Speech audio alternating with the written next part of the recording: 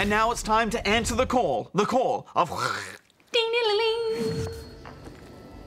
What is this that I can't see with ice cold hands taking hold of me? Well, I am death, none can excel. I'll open the door to heaven or hell.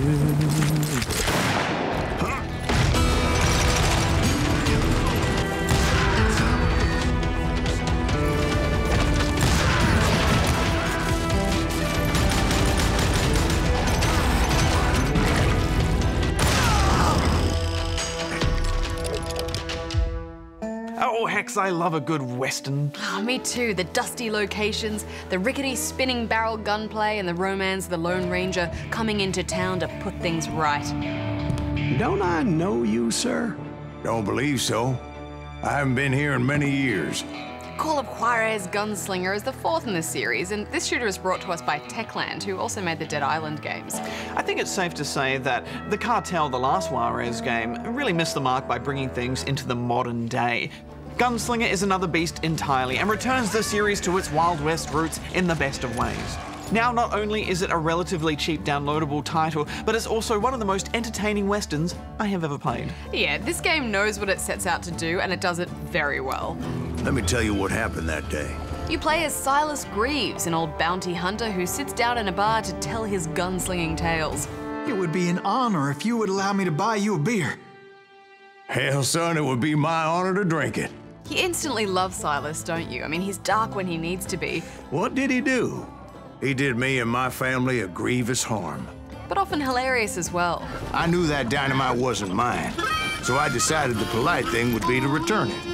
And his voice acting just fits the role perfectly. Yeah, it's so easy to identify with this hero. First man I hunted was back when I was riding with Billy the Kid. You knew Billy the Kid? Damn right. We've seen this archetype many times before. The gruff gunslinger near the end of his rough life, just waiting for unexpected vengeance to come around the corner when he isn't looking. I dodged death many a time, and that night in Abilene was no different. Like old Wild Bill Hickok. Yeah, but he's also a hero of sorts. I mean, he has gunned down a lot of people, but they were all trying to kill him or left him no choice. Ordinary citizens who lived a double life. As his story is told through simple but effective cutscenes, you'll be thrown into the action yourself, reliving it as the story twists and turns. They must have paid you a pretty penny to take them hombres on. Not really. But truth be told, I had my own reasons for going after those boys. And unexpectedly, it's done in such a sophisticated and fresh way. This isn't just a flashback story. I came upon them robbing a stagecoach, which wasn't surprising, being they were such murderous thieves and bastards. As Silas gets more and more drunk, his retelling of the story changes and rewinds depending on what he suddenly remembers. Let me back up and give you some background on this sumbitch. He deserves that much. Or just the way he decides to embellish. No, boy. That ain't what I meant when I said I met Pat Garrett. Or if he just wants to move on. Stepped inside and... And when this happens, it dynamically changes in the gameplay. You went in there alone to confront those criminals. Suddenly, a ladder will be thrown into the level. It was autumn. The maple trees were in full color. Or even the seasons and weather can change based on arguments Silas is having with the people he's telling the tale to. Sorry, kid, but that just wasn't the way it happened. It was early evening, not high noon. This sort of thing has kind of been done before here and there, but never this good and never this consistently. Yeah, it's such engaging gameplay. I mean, you never know what's coming next. This type of storytelling instantly reminds me of Bastion's dynamic narrative. I had to jump from roof to roof like a damn alley cat. And wanting to hear more of the story pulls you through the level as you're just itching for the next morsel of dialogue. You can tell the developers really wanted to keep things fresh and unexpected for the gamer. I came at them like a wildcat. My fury knew no bounds. It was finally time for that old man to pay for his sins. Occasionally levels end a little bit abruptly and you sort of wish you had more time to explore, but there are some top moments that we won't spoil for you.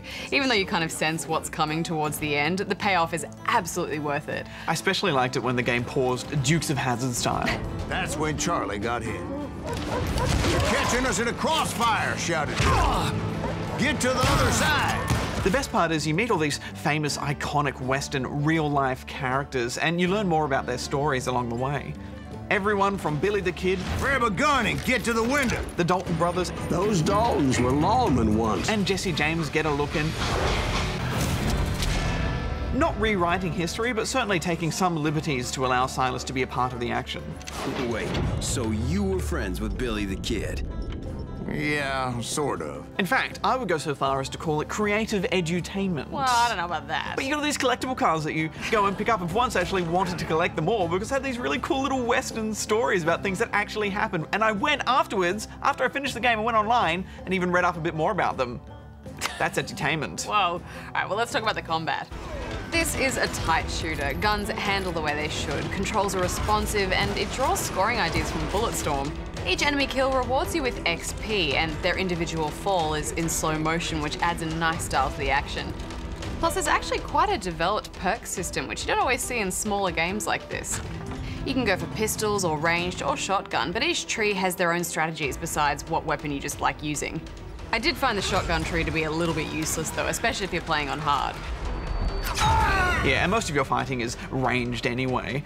I did like that if you do so well in the first level, it asks you to put the difficulty up. That's never happened to me in a game before. Yes, game, I will take your offer and challenge myself a bit more. I did put it back down after a while though. Yeah. As you take out goons, you'll fill a meter which allows you to temporarily slow down time.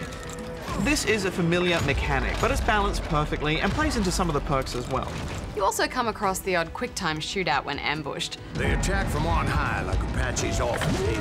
And you also have a second chance option when you're about to die. If you hit dodge quick enough, you can avoid the bullet with your name on it and maybe survive the shootout. But once again, it's balanced and the ability has a recharge timer, so you never feel invincible. This mechanic possibly isn't explained as well as it could be, but you pick it up pretty quickly. I liked it. It's kind of like the Matrix. It's dodging bullets. Of course, being a Western, the game features duels, but they're just that little bit more interesting than what we've seen in the past. You need to focus on an enemy by holding your cursor over their body, but it only focuses in when you stop moving. You also need to be moving your hand closer to your gun at the same time for a bit of extra speed. Most of them will take you a couple of goes, but they're rewarding when you finally win. Yeah, and you never shoot first. I mean, that's the honorable thing to do.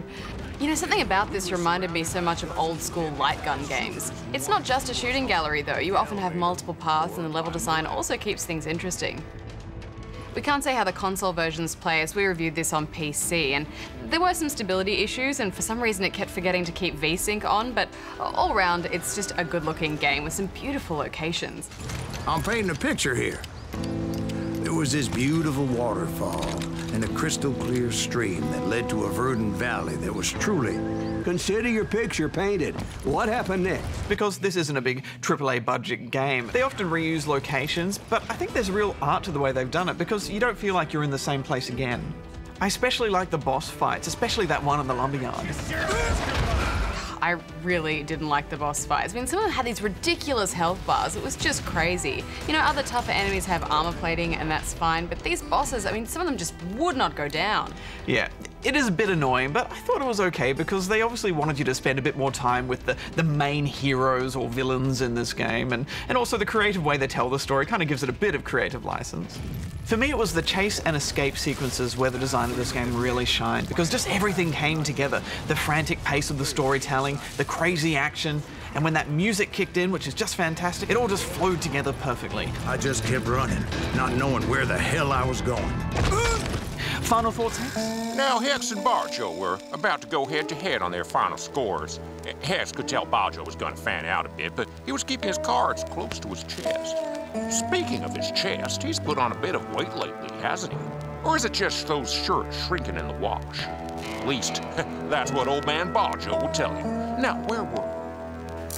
Well, you can tell a lot of love and care has gone into this game, and I'm just so glad they're back on track with this series. You know, I even liked that it was only 4 hours long. I'd much rather play through a shorter but fun, polished shooter like this than slog through a full-priced 9-hour AAA military title. I thought this was brilliant. I'm giving it 9 out of 10. Yeah, for some reason this game really spoke to me, and I think it's because I just appreciate it when every idea they put in the game has been fleshed out and polished. This could have just been a stop-and-pop shooter, but they've really gone the extra mile style to make it unique and enjoyable. I just wish it had multiplayer. I'm still giving it 9.5 out of 10 rubber chickens.